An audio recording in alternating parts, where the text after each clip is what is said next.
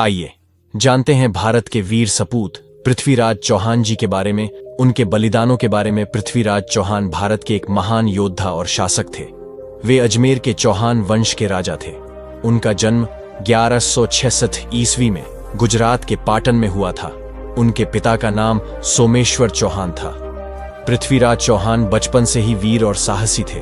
उन्होंने बचपन से ही घोड़े की सवारी, तलवारबाजी, धनुर्विद्या आदि कलाओं में महारत हासिल कर ली थी। 1177 ईस्वी में अपने पिता की मृत्यु के बाद पृथ्वीराज चौहान अजमेर के राजा बने। उस समय मुसलमानों का भारत पर आक्रमण बढ़ रहा था।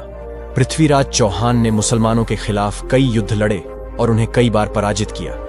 पृथ्वीराज चौहान के सबसे प्रसिद्ध युद्धों में से एक था तराइन का युद्ध। यह युद्ध 1153 ईस्वी में मोहम्मद गौरी और पृथ्वीराज चौहान के बीच हुआ था।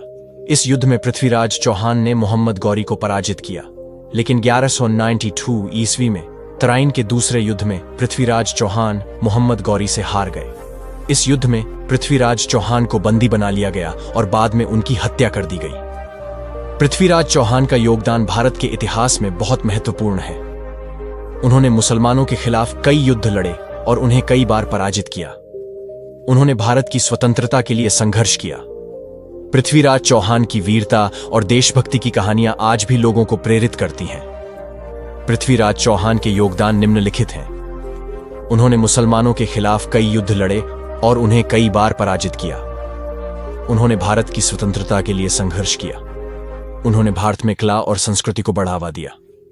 पृथ्वीराज चौहान का पहला युद्ध 1174 ईस्वी में गुजरात के चालुक्य शासक कुमारपाल के खिलाफ हुआ था। इस युद्ध में पृथ्वीराज चौहान ने कुमारपाल को पराजित किया और अजमेर के राजा बन गए। पृथ्वीराज चौहान का अंतिम युद्ध 1192 ईस्वी में तराइन के दूसरे युद्ध में मोहम्मद गौरी के खिलाफ हुआ था। इस युद्ध में पृथ्वीराज चौहान हार गए और उन्हें बंदी बना लिया गया। बाद में उन्हें गौरी ने अंधा करवा दिया और फिर उनकी हत्या कर दी गई।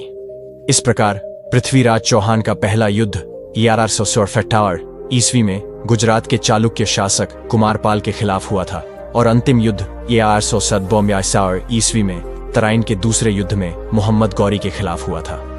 भारत में से कई महान योद्धा जन्म लिए हैं, इसीलिए भारत को वीर योद्धाओं की धरती भी कही जाती है। ये वीडियो पसंद आया तो हमारे YouTube चैनल को सब्सक्राइब कीजिए और शेयर भी कीजिए। धन्यवाद।